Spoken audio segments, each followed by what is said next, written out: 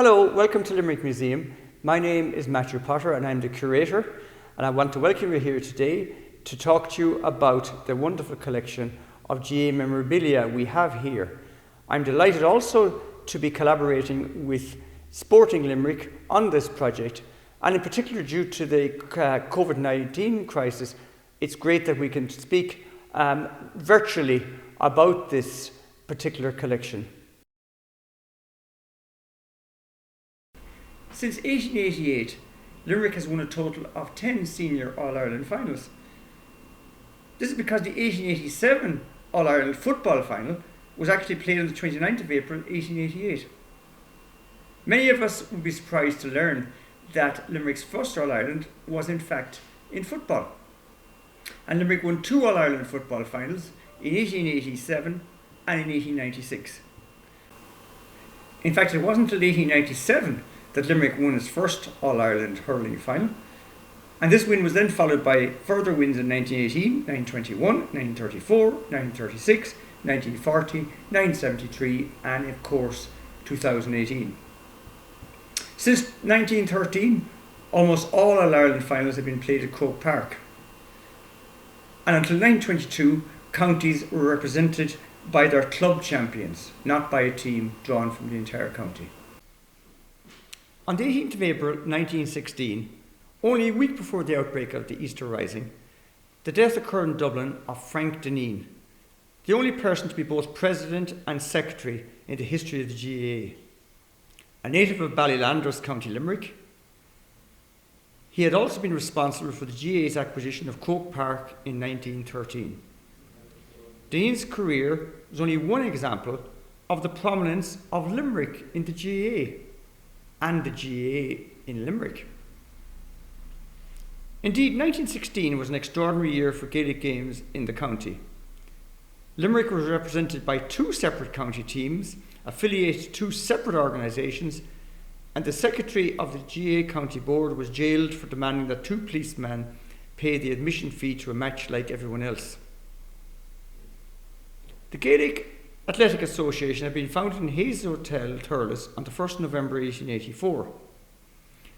Among the first clubs to be established in Limerick were South Liberties, St Patrick's and Commercials in the city, and Maru, Castlecollin, Ballylanders and Boher in the county. The first Limerick County Board was set up at a meeting organised by Anthony Mackey of Castlecollin, a cousin of famed hurler Mick Mackey, in Limerick City Hall on the 15th of January 1887. Limerick City Hall was made available to the GAA by the then Mayor of Limerick, nationalist Francis A. O'Keefe. Patrick O'Brien of Limerick City became the first president, and Michael Looney of Carricklish became the first secretary of the Limerick County Board. Later in that same year, Limerick, represented by Commercials Club, won the first All-Ireland football final, that of 1887, although in fact it wasn't actually played until 1888. For the first 20 years of its existence, the GAA was divided by bitter disputes, both nationally and in Limerick.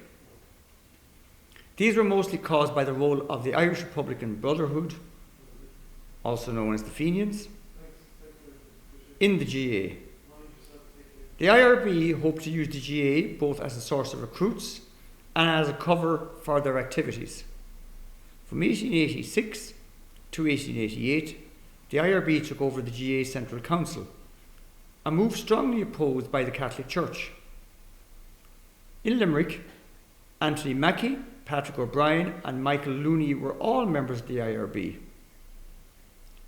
This resulted in the establishment of a rival county board in 1888 by Father Eugene Sheehy, parish priest of Bruree and granduncle of Dr. Conor Cruz O'Brien.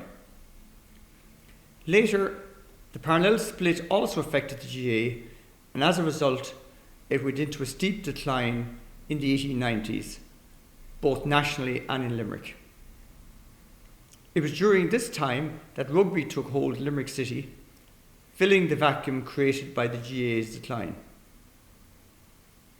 However, from 1900 onwards, the Limerick GAA underwent a great revival. In 1902, the City Board was established. In 1904, the Thomond Feis was first held, jointly organised by the Gaelic League and the City Board. And throughout this period, the number of clubs increased steadily.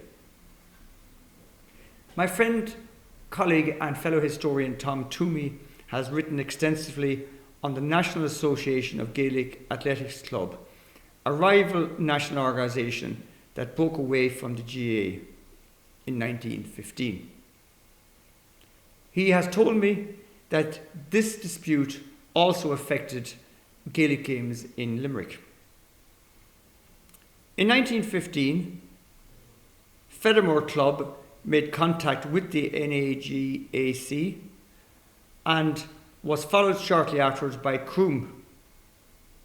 Thus it transpired that in 1916 Limerick was to be represented by 2 county teams. In the Munster Senior Hurling Championship held under GAA rules, Limerick beat Clare in the first rounds but was beaten by Tipperary in the Munster semi-final, which was not played until the 10th of September at Dungarvan. Meanwhile, under NAGAC rules, the Fedamore-Croom combination travelled to Dublin on the 29th of October and beat Dublin in what was termed an All-Ireland semi-final.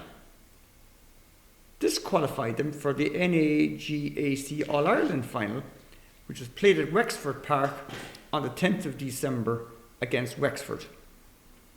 Limerick won this, the first All-Ireland under NAGAC rules, by 1 goal and 1 point to 1 point. Gerry Piggott died in 2015 at the age of 91.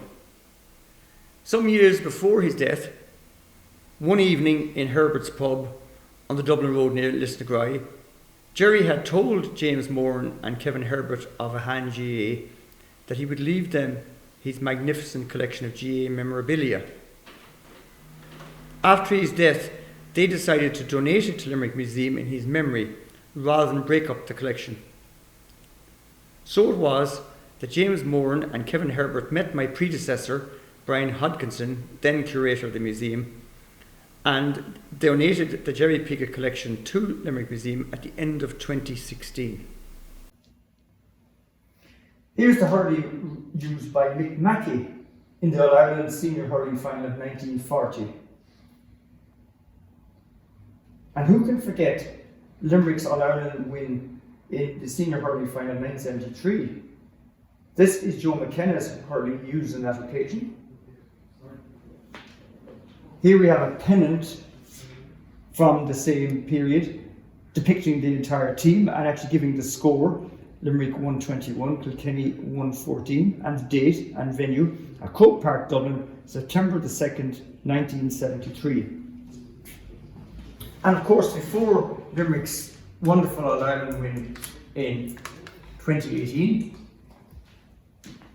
this team was the last team to have won an All-Ireland final for many, many decades,